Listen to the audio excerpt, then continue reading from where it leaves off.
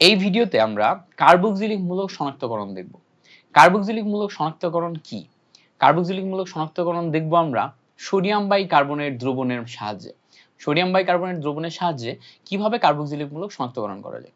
এখন তোমরা নিশ্চয়ই কার্বক্সিলিক মূলক এইটা চিনো।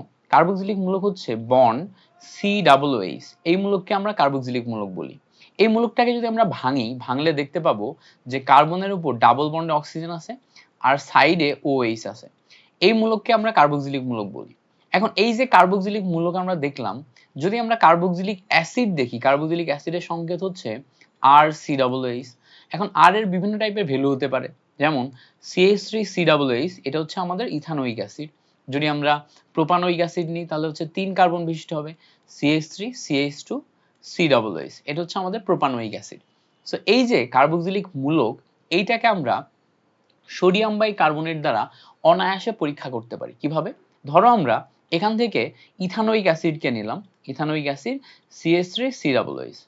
এই ইথানোয়িক অ্যাসিডের সাথে যদি এখন আমরা সোডিয়াম বাইকার্বনেট নিই, সোডিয়াম বাইকার্বনেট নিই এবং বিক্রিয়া করাই, মজার ব্যাপার হলো এই সোডিয়াম তোমার হচ্ছে এই ইথানোয়িক অ্যাসিডের এখানে এসে যুক্ত হয়, যুক্ত হয়ে CH3COONA তৈরি করে, অর্থাৎ কার্বক্সিলিক অ্যাসিডের সোডিয়াম লবণ এটা তৈরি করে।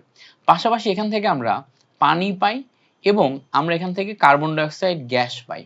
এই যে কার্বন ডাইঅক্সাইড গ্যাস পাই, এই কার্বন ডাইঅক্সাইড গ্যাস বুদবুদ আকারে বের হয়ে যায়। কার্বন ডাইঅক্সাইড আকারে কি হয়? বুদবুদ আকারে বের হয়। এখন এই যে কার্বন ডাইঅক্সাইড আকারের বুদবুদ আমরা পেলাম, এই বুদবুদের এখানে যদি আমরা পরিষ্কার ক্যালসিয়াম হাইড্রোক্সাইড বা চুনের পানি নিই, পরিষ্কার চুনের পানি নিই, তো চুনের পানির সংকেত হচ্ছে ক্যালসিয়াম হাইড্রোক্সাইড, তাই না? তো এই ক্যালসিয়াম হাইড্রোক্সাইডের সাথে যখনই আমাদের কার্বন ডাইঅক্সাইড যোগ হবে, তখন এখানে ক্যালসিয়াম কার্বনেট তৈরি হবে। এই ক্যালসিয়াম কার্বনেট হচ্ছে আমাদের চুন। এখন চুন তো দলা, চুনের পানি তো পানি ছিল, বাট চুন হচ্ছে দলা। যেহেতু দলা বা চুন দলা চুন, সো এই ক্ষেত্রে এটা পানিকে ঘোলাটে বানিয়ে ফেলে। পানিকে কি বানিয়ে ফেলে? ঘোলাটে বানিয়ে ফেলে। এইভাবে আমরা অনায়াসে কার্বক্সিলিক অ্যাসিড শনাক্তকরণ করতে পারি। তো ধরো ব্যাপারটা হচ্ছে এরকম, যদি একটা জৈব যৌগ কি সেটা তুমি না জানো, তার ভিতরে সোডিয়াম বাইকার্বনেট দাও এবং দেখো যে এখান থেকে কার্বন ডাইঅক্সাইড বুদবুদ অপসারিত হচ্ছে, তার মানে এখানে কার্বক্সিলিক অ্যাসিড আছে। এবার এইটা যে কার্বন ডাইঅক্সাইড বুদবুদি, এটা তুমি কনফার্ম হওয়ার জন্য সেখানে যদি তোমার পরিষ্কার চুনের পানি দাও, তাহলে সেখানে দেখবা চুনের পানি ঘোলা হয়ে যাবে। ঠিক আছে? কেবলমাত্র কার্বন ডাইঅক্সাইডের ক্ষেত্রে চুনের পানি ঘোলা হয়। সো এটা যে অন্য কোনো গ্যাস বুদবুদ না, মানে ধরো হাইড্রোজেন বা নাইট্রোজেন গ্যাস বুদবুদ না, এটা কিভাবে বুঝবা? এটা বুঝবা হচ্ছে তুমি ক্যালসিয়াম হাইড্রোক্সাইড চুনের পানি দিয়ে। ঠিক আছে? সো এইভাবে কিন্তু আমরা অনায়াসে কার্বক্সিলিক মূলক শনাক্তকরণ করতে পারি সোডিয়াম বাইকার্বনেট দ্বারা।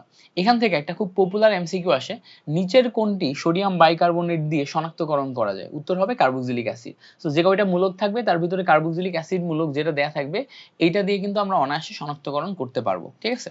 সো আশা করি আমরা বুঝতে পেরে গেছি কিভাবে কার্বক্সিলিক অ্যাসিড মূলক শনাক্তকরণ করা যায়।